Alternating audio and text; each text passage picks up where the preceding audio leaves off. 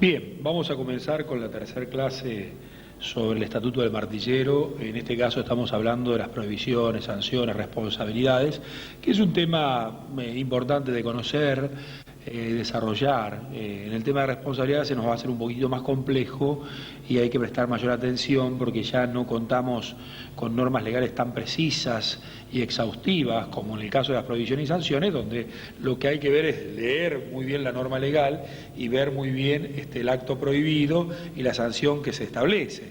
Pero en el otro caso es más problemático, es una situación donde nosotros tenemos que integrar con las normas del Código Civil, las normas del Código de Comercio, y ser muy cuidadosos, porque en ese tema hay muchos problemas y ocupan los estrados judiciales problemas de los martilleros. Los martilleros tienen una serie de prohibiciones que ustedes pueden ir analizando conmigo conjuntamente la transparencia y el material que les he suministrado.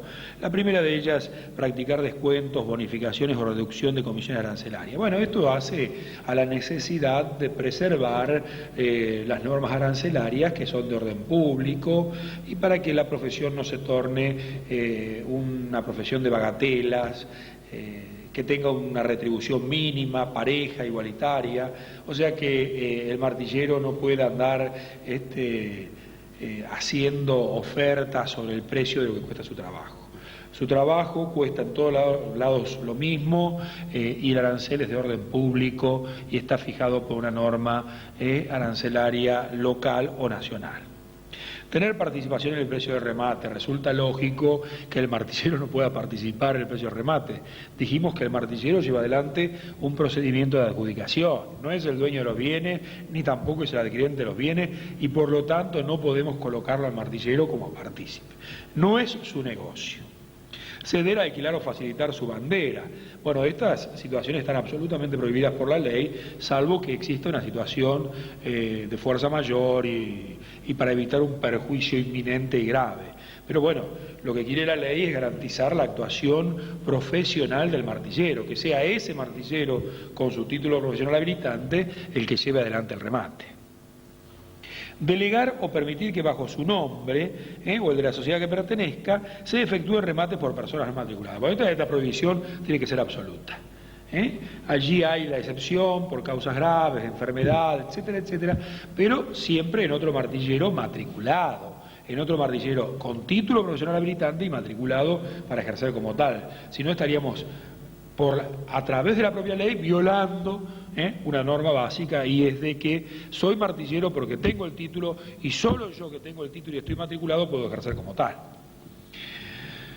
Más adelante van a ver, en otra transparencia, ese comprar por cuenta de terceros directa o indirectamente los bienes cuya venta se les hubiera encomendado. Esto también es para garantizar que el martillero lleva adelante un procedimiento de adjudicación absolutamente imparcial, sano, transparente, serio. No puede involucrarse en el acto de remate, no puede hacer negocio. Esta es una mala costumbre de creer que el dinero que ingresa en el bolsillo del martillero es propio. No, ese dinero es del mandante. Mío es el honorario, la comisión y los gastos, pero lo otro, el precio, y yo no vengo a hacer negocios, terceros negocios. Entonces, una de las desvirtuaciones que podrían operarse sería que se confundan los roles, y esto la ley no lo quiere. También tiene relación con lo que estamos hablando, la otra prohibición que dice comprar para sí los bienes o adjudicarlo o aceptar posturas sobre ellos respecto de sus cónyuges o parientes dentro de su segundo grado, socio, habilitado o empleado. Bueno, eso también, el martillero debe ser prescindente del interés económico que está en juego en el negocio. No puede pretender favorecer a uno o a otro, y hay una presunción de favorecimiento cuando son estas personas las que están involucradas. Suscribir el instrumento que documenta la venta sin estar autorizado para hacerlo. Bueno, ya vimos antes, en la clase anterior, que cuando se celebra el contrato escrito entre el mandante, comitente y martillero, queda perfectamente delimitado si está autorizado o no está autorizado a suscribir el instrumento de venta. Retener el precio percibido o parte de él, en lo que exceda del monto de los gastos convenidos y de la comisión que le corresponde. Esto queda muy claro. Vamos a ver que este punto, cuando hablemos de las subastas judiciales, no tiene la misma extensión ni interpretación. Pero queda claro que el martillero no puede retener parte del precio. Sí puede cobrarse los gastos, sí puede cobrarse su comisión, a lo que tiene derecho iure propio, su derecho propio, pero no puede retener indebidamente el precio que no le corresponde a él, sino al titular de los bienes. Utilizar en cualquier forma las palabras judicial, oficial o municipal cuando el remate no tuviera tal carácter o cualquier otro término de expresión que induzca engaño o confusión. Bueno, vamos a ver más adelante que la ley 22.802, que hace a la lealtad comercial, quiere evitar de todas las maneras posibles que se induzca por la publicidad a engaño o confusión. Bueno, muchas veces el remate judicial o administrativo o oficial generaba mucha atracción para los posibles compradores porque era una costumbre muy usual de que en estos remates se conseguían los bienes a muy bajo costo. Entonces, usar remate judicial, remate oficial, remate municipal era un atractivo muy especial, pero esto es ilícito, absolutamente ilícito, porque estamos en la esfera de los remates extrajudiciales y por lo tanto no podemos inducir a engaño o confusión. Respecto de las ofertas bajo sobre, yo le coloqué que no se pueden aceptar ofertas bajo sobre, salvo en los casos que las leyes así lo autoricen, como puede ser el caso, por ejemplo, la ley de quiebras, pero en un procedimiento judicial, no en un procedimiento extrajudicial, donde el remate es el remate público, a viva voz, y en un acto como estamos acostumbrados a presenciarlo y a llevarlo adelante, y es el eje. La postura bajo sobre que se hizo para combatir determinadas asociaciones ilícitas llamadas ligas de compradores, solamente son autorizados en determinados procedimientos especiales donde la norma judicial lo permite. También está prohibido suspender los remates existiendo postura, salvo que habiéndose fijado la base, la misma no se alcance. Ya me he referido a esto en la clase anterior y vuelvo a insistir. El martillero tiene la obligación de rematar.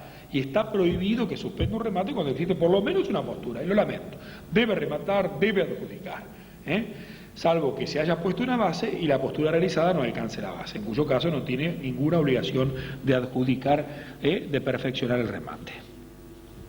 Luego se establecen distintas clases de suspensiones, de sanciones, que son, las sanciones son establecidas por el órgano que lleva el control de la matrícula y si estamos frente a una subasta judicial, por el órgano judicial. Entonces las sanciones pueden ser la multa, la suspensión y la cancelación de la matrícula, que van a tener todas una situación muy particular. Quiero explicar que esto no es tan simple, o sea, el Colegio de Martilleros no va a aplicar una multa, una suspensión, una cancelación sin instruir un sumario correspondiente. Entonces, se determina la infracción, se establece el procedimiento que el propio Colegio de Martilleros tiene para el tratamiento disciplinario, tenemos derecho de defensa y luego surge una resolución administrativa. No nos olvidemos que los colegios de martilleros tienen el poder de policía delegado por el órgano provincial o el órgano nacional según los casos. Por lo tanto, tiene potestades para establecer estas sanciones. Igualmente, allí no termina, porque tenemos la posibilidad de revisarlo en la instancia judicial si creemos que se ha cometido una injusticia o una inequidad en la aplicación de la sanción respectiva. Después hay un tratamiento especial, dice, ninguna persona podrá anunciar o realizar remate sin estar matriculado como martillero. En este caso, ¿por qué no está ubicado? Y si lo hace, recibirá multa, clausuras, procesos penales, etcétera, etcétera. Pero acá estamos en un delito más grave, estamos en la usurpación de título. O sea, ya no es el caso anterior, acá hay un título profesional, es como decir, alguien pone una placa de médico y no es médico, alguien pone una placa de abogado y no es abogado. Alguien quiere hacer un juicio y no es abogado, alguien practica una operación y no es médico. Entonces acá hay que entender que el título profesional ha hecho mayor relevancia de estas cuestiones. Entonces aquí está claro, absolutamente claro, de que nadie puede anunciarse como martillero sin serlo, está usurpando títulos que no tiene. Entonces me parece que este tema hay que revitalizarlo, hay que unirlo a las normas tuitivas y represivas del Código Penal. Nadie ha tomado la dimensión de lo que estamos hablando. Es un profesional universitario con la misma jerarquía del abogado, con la misma jerarquía del arquitecto, con la misma jerarquía del médico, y somos nosotros los responsables de que esto se vaya haciendo carne en la sociedad, se vaya internalizando. Entonces, no solamente estas cuestiones que trae el Estatuto del Martillero. ¿Y por qué está separado de las otras prohibiciones? Porque está dirigido, es una sanción dirigida a personas que no son martilleros. Y ahora vamos a ingresar en un tema que ustedes van a ver, tiene un gran desarrollo, tiene un gran desarrollo allí, que hay que entenderlo, tanto en las transparencias como en el material, que es de la responsabilidad del martillero o rematador, que nos vamos a ir reteniendo un poquito más que en el tema de las prohibiciones y sanciones. Yo les digo que la responsabilidad del martillero debe ser analizada, en primer lugar, en relación a las partes y con sentido genérico. O sea, frente al titular de los bienes o frente al adquirente, tengo determinadas clases de obligaciones. El incumplimiento de estas obligaciones, que ya las vimos, genera mi responsabilidad. O sea, allí tenemos un primer pantallazo. En relación al ejercicio de su profesión, dijimos que no solamente tiene obligaciones el martillero frente al mandante, frente al adquirente, sino también tiene la obligación de matricularse, la obligación de llevar contabilidad adecuada, etcétera. Entonces, estas obligaciones no son frente al mandante ni frente al tercero. Estas obligaciones son profesionales, o sea, propias de lo que es su estatuto. Entonces, el incumplimiento de estas obligaciones también en determinados casos puede acarrear responsabilidad. Luego hay que hacer otro análisis. En relación a las partes puede actuar judicialmente o extrajudicialmente. Ya esto hay que ir entendiéndolo. Los ámbitos de actuación son absolutamente diferentes. En la actuación judicial, nosotros tenemos un martillero designado por el juez que tiene su proceder perfectamente pautado por el Código de Procedimiento. Cuando uno incumple y causa un daño, entonces es responsable. Y en la actuación extrajudicial hay que sumarle de que estamos frente a un mandato, una comisión, entonces tenemos una responsabilidad contractual que se rige por las normas del contrato que estoy incumpliendo. Entonces, como mandatario o como comisionista. En relación al ejercicio de su profesión, tengo obligaciones de tipo general, y algunas que general porque todos los profesionales tenemos una pauta de conducta que parte del artículo 902 del Código Civil, que al profesional se le agrava la responsabilidad, o mejor dicho, la valoración de su responsabilidad, porque al ser un profesional tiene el deber de actuar con mayor prudencia y diligencia, artículo 902 del Código Civil. Pero luego tenemos responsabilidades especiales que surgen de la infracción a las normas específicas del Estatuto del Martillero.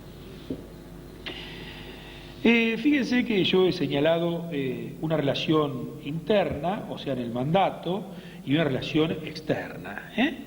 Y ahí está detallado lo que uno puede llegar a generar. Pero vamos a tratar de reiterar estos conceptos que antes he señalado. Ustedes cuando se ubican en el ámbito extrajudicial, y hablan de mandato o hablan de comisión. Lo que ya tenemos claro que hay un contrato. Entonces la responsabilidad es contractual. Y aquí el incumplimiento van a ser de las obligaciones del mandatario o del comisionista. Hay una relación interna entre mandante y comitente que se rige por las normas que refieren al mandato. En estos casos tenemos que ser absolutamente claros. Tanto en el mandato como en la comisión, las normas que rigen la relación interna son las del mandato. Porque cuando el Código de Comercio habla del contrato de comisión, remite la relación interna a las normas del mandato. Y también hay una relación externa, pero que es consecuencia de ese contrato, que es con el adquirente de los bienes. Entonces, veamos en qué casos puede haber responsabilidad. Cuando se hubiera incumplido el mandato, por la pérdida del dinero del mandante que tenga en su poder, cuando renunciara al mandato extemporáneamente o sin causa, cuando utilizara indebidamente los fondos entregados por el titular de los bienes, por la falta de comunicación oportuna de la no aceptación del mandato, cuando no anticipó los fondos a los que se había obligado, cuando hubiera actuado con abuso de facultades, cuando hubiera incumplido obligaciones fiscales a su cargo, por la pérdida o deterioro de los bienes para rematar, por la no constitución de un seguro cuando estuviera obligado a hacerlo, cuando actuare con exceso de poder y su actuación no sea ratificada, cuando hubiera pactado una comisión de garantía y el adquirente no sea solvente. Entonces, ustedes han visto en esta enumeración que estamos siempre en el ámbito del incumplimiento del mandato. o sea, una responsabilidad contractual. Entonces, tenemos que ver cuál era el mandato, cuál era la comisión, si cumplió o si no cumplió, y si el incumplimiento es imputable al martillero. Hasta allí vamos bien. Luego tenemos que buscar un elemento que es el daño. Entonces tenemos que buscar el contrato, el incumplimiento, la relación y el daño, y la relación de causalidad entre el daño y el incumplimiento contractual. Lo vuelvo a reiterar. En este ámbito extrajudicial vamos a ubicar el contrato, mandato o comisión. Luego vamos a ubicar el incumplimiento del martillero y luego vamos a ubicar el daño. Si el daño guarda relación de causalidad si el daño guarda relación de causalidad con el incumplimiento del martillero, estamos en el ámbito de la responsabilidad contractual y por lo tanto el martillero deberá responder.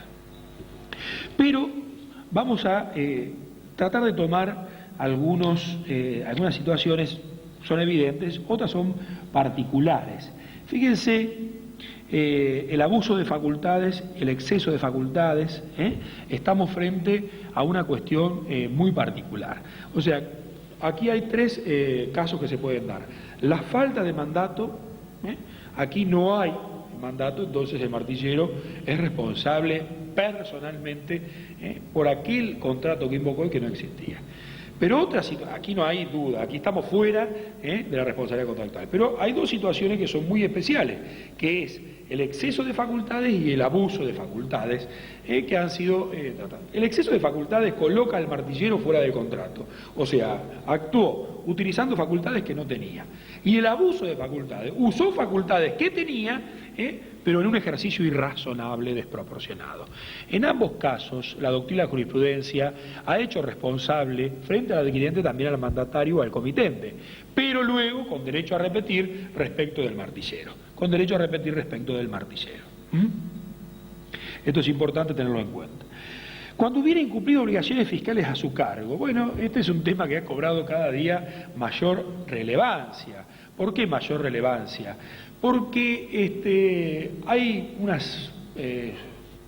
una carga en la actuación profesional del martillero respecto del fisco. O sea, ya no es solamente el mandante y el comitente el que tiene que cumplir con las obligaciones fiscales, sino por todo el régimen normativo fiscal que ha colocado también en cabeza del martillero, en determinados casos, el cumplimiento de determinadas obligaciones fiscales, que lo hace directamente responsable. Ya no es frente a uno, frente a otro, sino frente al fisco la responsabilidad. Otro de los temas que puede merecer alguna aclaración es cuando hubiera impactado una comisión de garantía y el adquirente no sea solvente. Quiero explicarlo a esto porque a lo mejor puede llevar a alguna confusión. En general, seguimos en el ámbito extrajudicial y la responsabilidad contractual, sea el mandato, sea la comisión. Pero dentro del contrato de comisión hay dos clases, la comisión simple y la comisión de garantía. La comisión simple es cuando el martillero, o sea, el comisionista martillero, no se hace responsable de la solvencia del adquirente.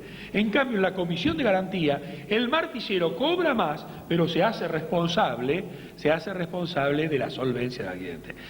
Ergo, si el adquirente resulta insolvente, el martillero será responsable. Aquí simplemente vamos a enunciar, porque esto se va a tratar en el tema de la subasta judicial. En el ámbito judicial el martillero tiene responsabilidad siempre y cuando causara un daño. Esto quiero recalcarlo. No hay posibilidad de reclamar indemnización de ninguna clase si no hay daño. O sea, no alcanza con que tengamos el contrato, el incumplimiento, si no hay daño. Debe haber daño y nexo de causalidad. Lo mismo en la actuación judicial. Algunas de estas cuestiones pueden generar responsabilidad, siempre y cuando cause un daño. Si no hay daño, no hay derecho a pedir el resarcimiento. En la no aceptación del cargo por causas infundadas, está obligado a aceptar el cargo, por un incorrecto cumplimiento de sus obligaciones, siempre y cuando causare daño, por la suspensión o nulidad de la subasta cuando le fuera imputable.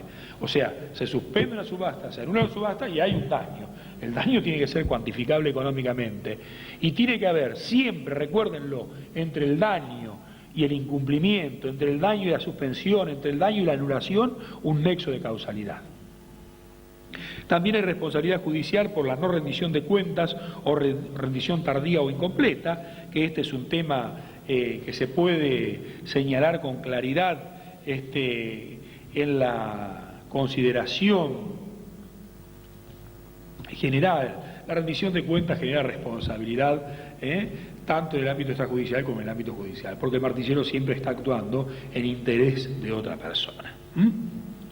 Aquí vamos a hacer un punto y aparte en materia de responsabilidad, y vamos a retomar como hubiera querido que ustedes lo entiendan. Hay un artículo que es la norma referencial, que es el artículo 22 de la ley 20.266. Cuando hablo de ley, en realidad es un decreto ley, ratificado por una ley y modificado por otra ley, pero en sus orígenes la ley, lo que llamamos ley 20.266, es un decreto ley que en algún momento se cuestionó su constitucionalidad. Pero volvamos a nuestro tema.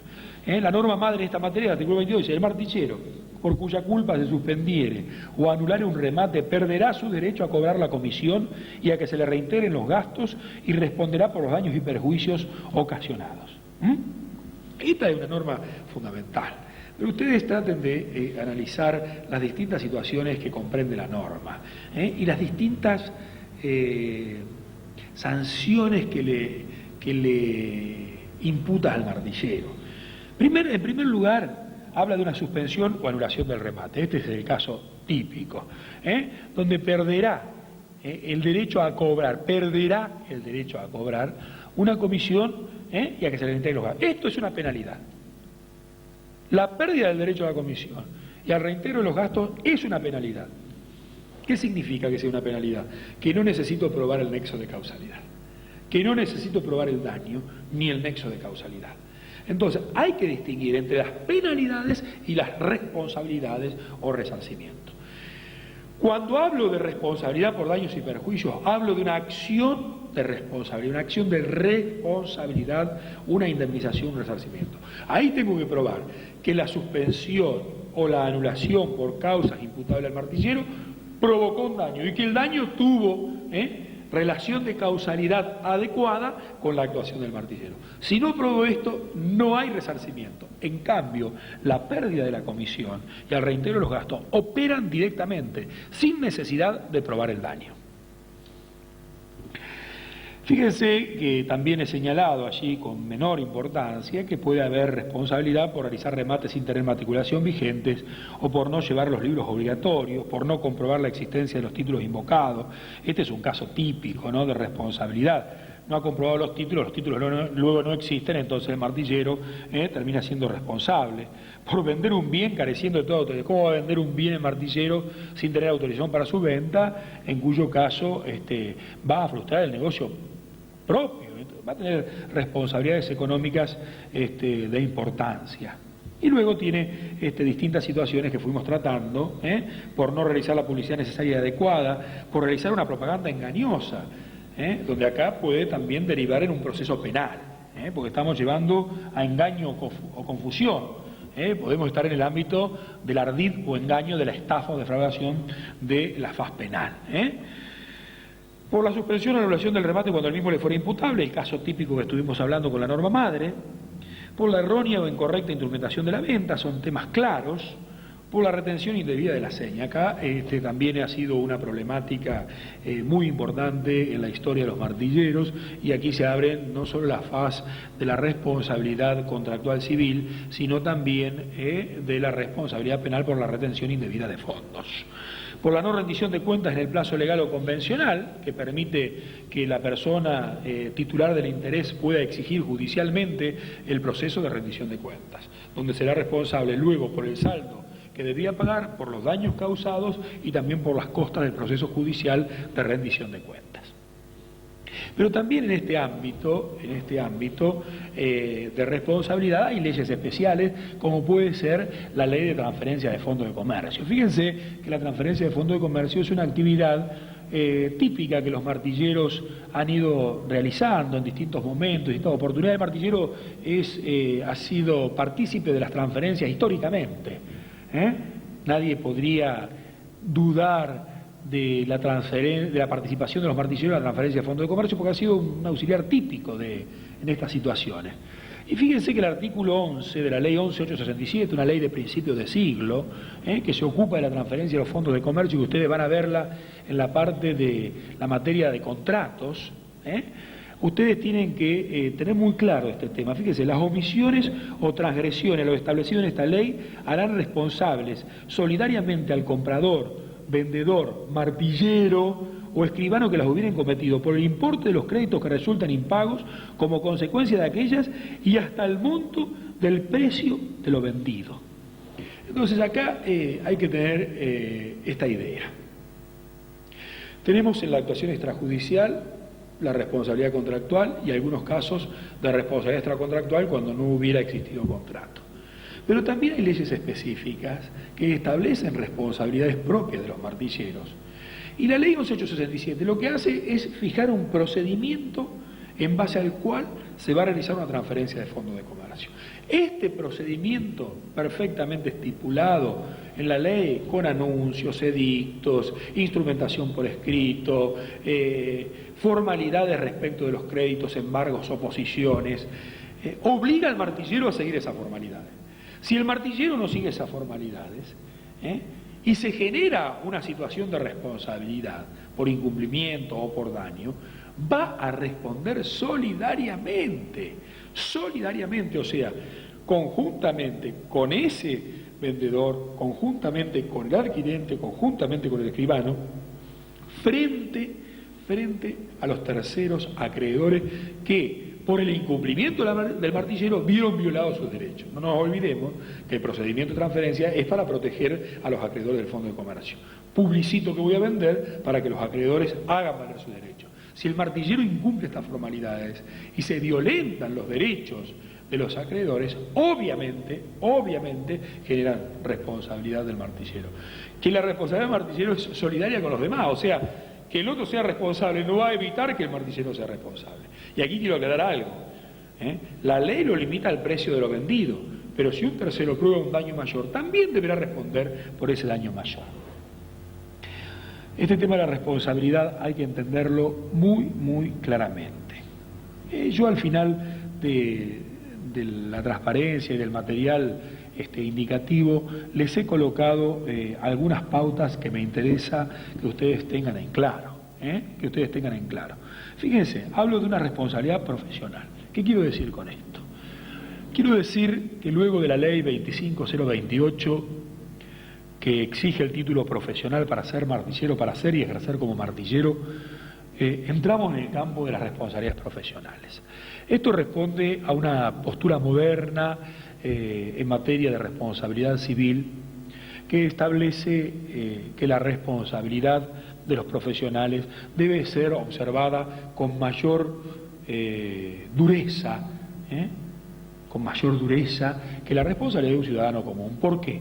Porque el profesional tiene una formación superior y el que mayor conocimiento tiene debe actuar con mayor prudencia y con mayor diligencia, dice nuestro Código Civil en el artículo 902. Entonces, cuidado, estamos en el ámbito de las responsabilidades profesionales. Se va a juzgar con mayor gravedad, con mayor dureza que la responsabilidad de un ciudadano común. En segundo lugar, señalo que se aplican los principios del derecho civil. Se aplican los principios del derecho civil. Entonces, en el derecho civil hay una responsabilidad contractual y una responsabilidad extracontractual. El martillero puede ser responsable contractualmente o extracontractualmente. Contractualmente cuando incumpla el mandato, la comisión. Y extracontractualmente cuando cometa cualquier ilícito civil o penal que causara un daño a otro. Cualquier persona que cause un daño a otro deberá responder por ese daño. Este es el principio del artículo 1109 del Código Civil. Y aquí pasamos a otro plano. La responsabilidad del martillero puede ser subjetiva u objetiva. ¿Cuándo hay responsabilidad subjetiva? Cuando actúa con culpa o dolo, cuando el daño lo causa con culpa o dolo. Y objetiva, cuando la legislación en determinadas situaciones prescinde de la culpa o el dolo. No importa si actuó con culpa o dolo, importa si causó un daño. Entonces, responsabilidad objetiva. Factor de atribución objetivo. Factor de atribución subjetivo. Entonces, puede ser contractual o extracontractual, subjetiva u objetiva. Y aquí tenemos que confluyen distintas normas. ¿Por qué confluyen distintas normas? Porque para interpretar la problemática de la responsabilidad del martillero tenemos que usar la ley 2266, las leyes provinciales y el Código Civil. Obviamente el Código Civil, porque sin el Código Civil, a partir del artículo 1066, en los ilícitos, o el 512, 513, 514, en los ilícitos contractuales, no tenemos base de responsabilidad. O sea, el martillero va a ser juzgado por las normas sustanciales del Código Civil, atendiendo a las normas especiales del Estatuto del Martillero en materia de responsabilidad. Con esto quiero cerrar esta temática de las provisiones y responsabilidades. El martillero es un ciudadano más, pero dentro de los ciudadanos es un profesional. De manera tal que se rige por las normas especiales y por las normas del Código Civil. Su responsabilidad puede ser contractual o extracontractual. Contractual cuando es un incumplimiento del contrato. Extracontractual cuando rompe aquella regla que tenemos el deber de no dañar a otro. Daña a otro, aunque no haya contrato o incumplimiento contractual, hay responsabilidad. ¿Cómo puede ser la responsabilidad del martillero? ¿Subjetiva u objetiva? Subjetiva cuando actúa con culpa o dolo, y objetiva cuando produce un daño aunque no haya culpa o dolo. ¿Y cómo formamos el conglomerado normativo? Con la ley especial 2266, con el Código Civil, dentro del Código Civil las normas sobre la responsabilidad contractual y sobre la responsabilidad extracontractual, y a ello le incorporamos el artículo 902 del Código Civil, que obliga a los profesionales a actuar con mayor prudencia y diligencia por ser un profesional. Esta es más o menos la caracterización que ustedes deben tener en esta materia. Ahora vamos a pasar en unos instantes más al tratamiento de la última clase sobre el Estatuto del Martillero y del Corredor, para ocuparnos en la próxima del Corredor de Comercio.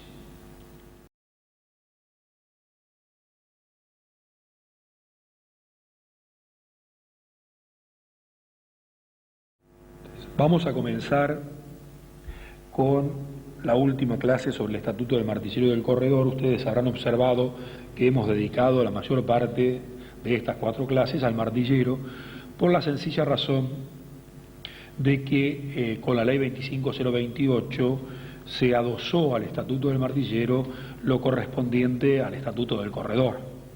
O sea, el cuerpo legal es el mismo y hay una remisión interna de las normas que refieren a los corredores respecto de lo que está estipulado para los martilleros públicos. Entonces, el corredor de comercio guarda una gran similitud con lo que es el corredor de comercio. Fíjense que estamos en otro ámbito muy cercano. El título ha sido conjunto históricamente, las evaluaciones anteriores también. Aquí hay que tener muy en cuenta de qué estamos hablando. El corredor de comercio es un mediador, el corredor tiene su nacimiento histórico cuando una persona productora de bienes pretendía insertar los bienes en plazas o mercados desconocidos. Entonces buscaba una persona que tuviera conocimiento en aquella plaza que él no conocía, y ese conocimiento era no solo del mercado, de las condiciones, sino de las personas con las cuales se podía contratar, y entonces encomendaba la mediación para que pudiera encontrar aquellos posibles compradores de los bienes en la plaza desconocida.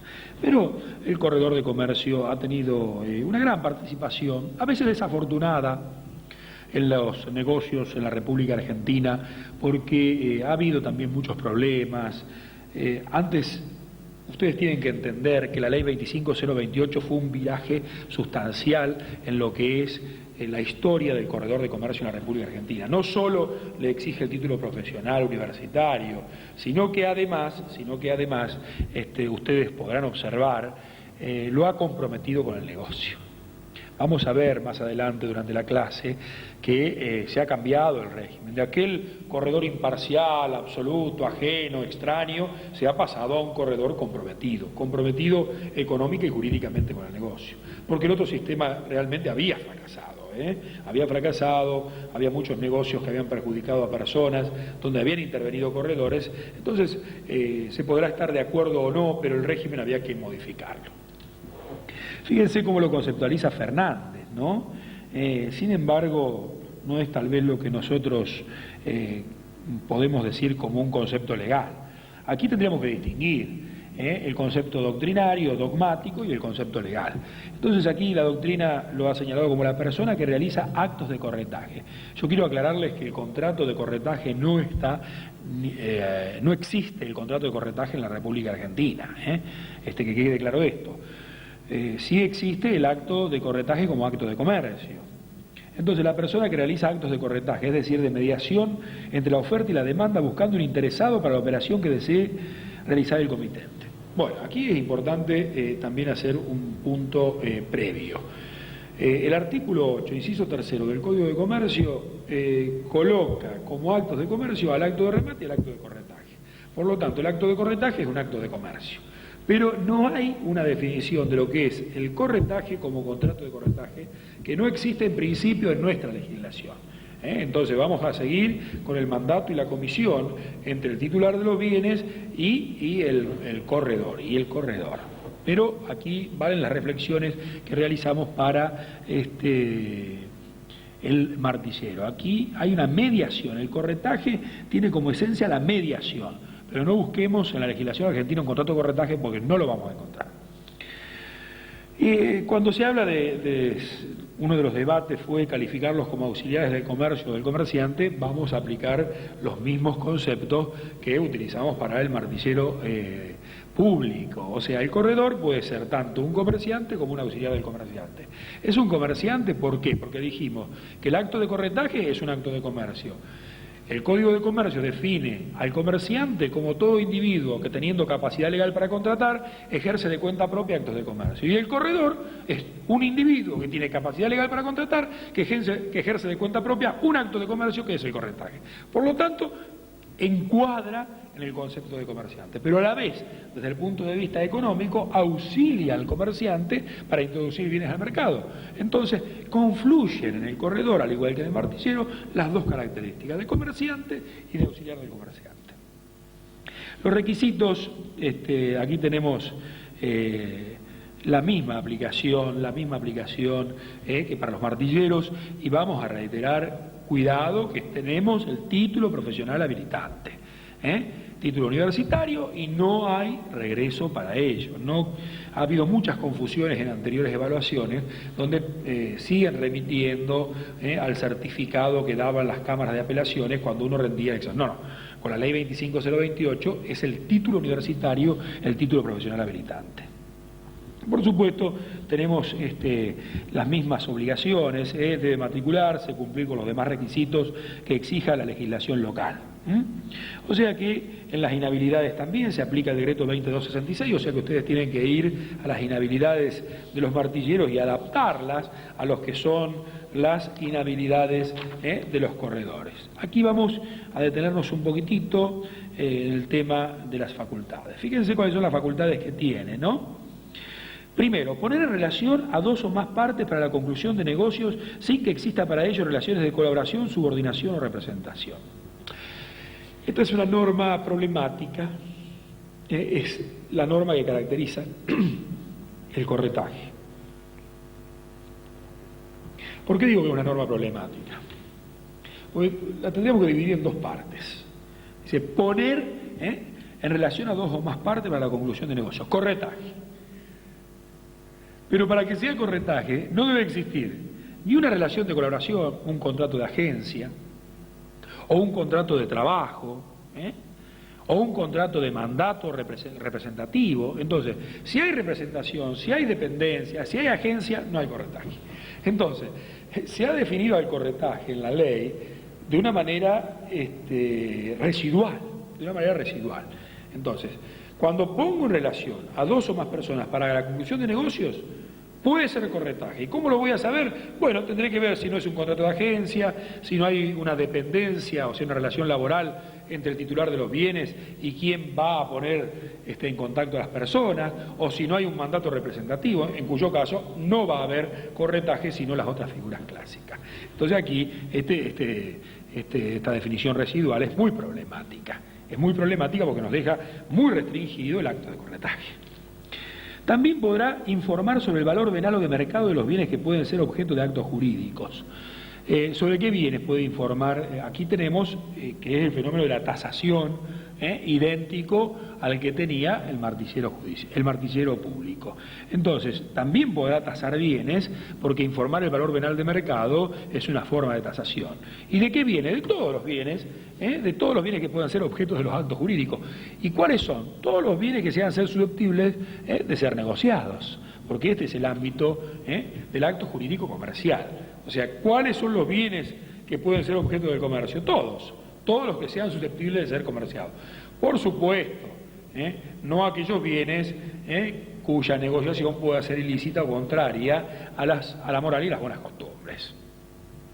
Y acá comienzan las diferencias. Hasta allí era tradicional la caracterización del corredor.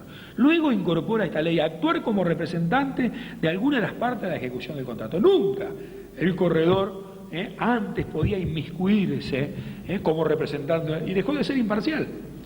Pero aquí hay que tener mucha sutileza jurídica.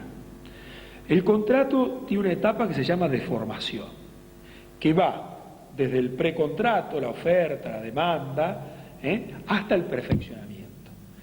Luego del perfeccionamiento del contrato viene una etapa que se llama de ejecución. Entonces, el corredor va a actuar como representante de una de las partes en esta etapa final, que es la etapa de ejecución del contrato. La etapa de ejecución del contrato de un contrato de compraventa, por ejemplo, sería el pago del precio o la entrega de la cosa. El contrato de compraventa se perfeccionó por el mutuo consentimiento. Nos pusimos de acuerdo sobre el precio, nos pusimos de acuerdo sobre la cosa y prestamos nuestro consentimiento. Luego viene la ejecución del contrato. Entonces, cuidado con esto. El corredor puede ser representante de una de las partes en la etapa de ejecución del contrato, no en la etapa de formación del contrato.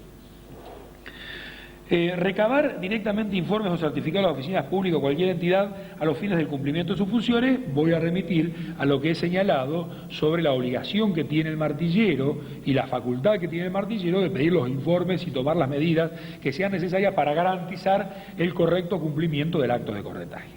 Y luego me voy a detener sobre el último de los puntos, es decir, prestar fianza por una de las partes. Esto tampoco era permitido en la legislación anterior. Por eso dije que hubo un vuelco sustancial en materia de corredores con la ley 25028.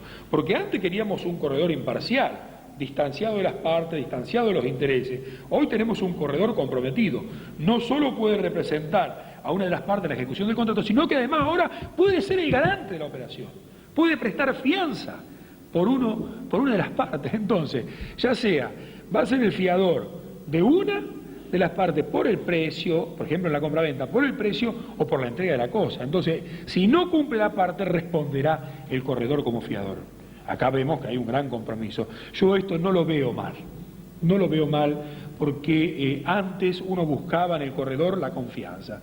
Luego, una de las partes era insolvente y el corredor no respondía porque la ley lo prohibía. Entonces hoy, yo le voy a decir, usted va a ser mi corredor, pero además va a ser fiador de la otra parte, de manera tal que no me coloquen en un negocio con un insolvente. Usted responderá porque yo a usted le tengo confianza y no a aquel que usted me indica para contratar. Bueno, tenemos unas situaciones de las obligaciones, aplicamos los conceptos, deben llevar asiento exacto y cronológico de las operaciones concluidas con su intervención, deben llevar un libro de registro, colóquenlo allí en su cabeza, el libro de registro, además comprobar la identidad y capacidad legal, comprobar el título del bien, convenir por escrito, proponer los negocios con claridad, precisión y exactitud, guardar secretos sobre las operaciones en las que interviene, todas estas cuestiones que siguen, asistir a la entrega de los bienes, conservar las muestras, entregar a las partes una lista firmada identificando la documental, presenciar la firma, entregar a las partes una minuta en base a las constancias del libro de registro, cumplir las demás obligaciones de las leyes locales. Bueno, ustedes pueden entender que hemos explicado estas obligaciones en relación también a los martilleros, pero aquí les dije que coloquen en un apartado mental el libro de registro. El libro de registro es un libro muy importante. El libro de registro es un libro muy importante, porque en virtud del articulado del Código Civil, este libro, las constancias del libro de registro son instrumentos públicos. Esto no está para el martillero. Las constancias, las minutas que se entregan en virtud del libro de registro de los corredores, son instrumentos públicos, con lo cual hacen plena fe entre las partes y frente a terceros. Y si alguien quiere anular, voltear o quitarle validez a una constancia del libro de registro de los corredores, deberá iniciar una acción de falsedad. Deberá iniciar una acción de falsedad. O sea, que estamos frente a un instrumento que tiene el valor equivalente al de una escritura pública. Está dentro de los instrumentos públicos del Código Civil. Es una cosa de suma importancia, de sumo interés. Esto tenemos que tenerlo en cuenta porque se suele preguntar cuál es el valor que tienen las constancias que extraen del libro de registro, las minutas que entregan, y entonces nosotros los asientos de los libros de los corredores tienen el valor del libro de registro, tiene el valor de un instrumento público, porque así lo establece claramente el Código Civil. Y en otra de las cuestiones que ustedes deben tener en presente es el secreto profesional del corredor. En el ámbito comercial, el secreto de comercio es un tema muy importante.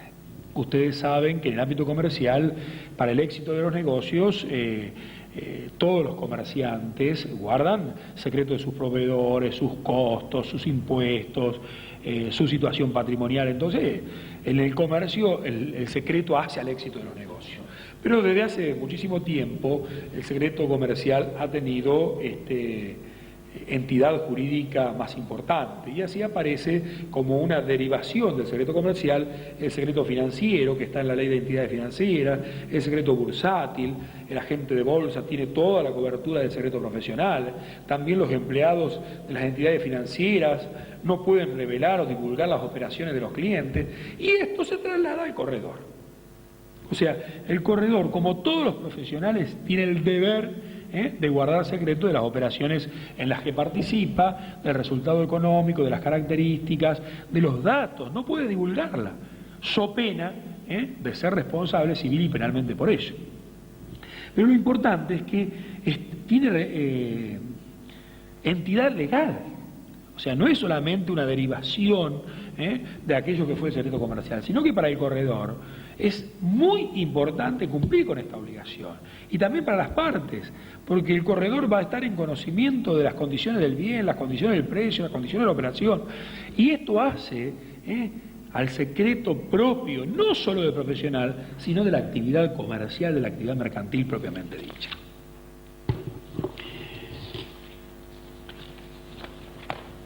Fíjense que las prohibiciones, que también algunas veces para observar si conocen el estatuto, en los exámenes escritos se suele preguntar cuáles son las prohibiciones de los corredores. Y es claro, la ley 25028 en el articulado que agregó no colocó prohibiciones específicas, salvo algún caso en particular, para los corredores, sino que remite a las prohibiciones que se establecen para los martilleros. Entonces, tenemos que hacer un esfuerzo intelectual, ustedes cuando lean este estatuto, de adaptar lo que son las prohibiciones de los martilleros a la figura del corredor. Artículo 19 del decreto de ley 20.266. Respecto de los derechos, ustedes saben que el corredor también tiene el derecho a cobrar una retribución como la tiene el martillero. Ya en la denominación que se utilice no importa, será una comisión, un honorario o retribución propiamente dicho. Y aquí aplicamos el mismo estándar conceptual que usamos para los martilleros. Primero vamos a buscar en los aranceles, si no hay aranceles, en lo convenido por las partes, si no hay convención de partes, en los usos y costumbres, y si no nos ponemos de acuerdo en virtud de los usos y costumbres, vamos a ir a dilucidarlo por árbitros. Aranceles, convenio legal, usos y costumbres o árbitros. Por supuesto, las mismas consideraciones. El arancel es de orden público y en casi todas las jurisdicciones existe un arancel para la actuación de los corredores. Fíjense el tema, que aquí sí hay una particularidad o un cambio respecto de los martilleros. Acá se señala, esta remuneración se debe en principio desde que las partes concluyeron el negocio. Negocio concluido. Pero igualmente el corredor tendrá derecho a percibirla si la operación no se realice por culpa de alguna de las partes o cuando iniciada la negociación por el corredor, el titular del bien la concluye por sí o por otro corredor. Acá me quiero detener. Entonces, la pregunta es, ¿cuándo tiene derecho el corredor a la comisión?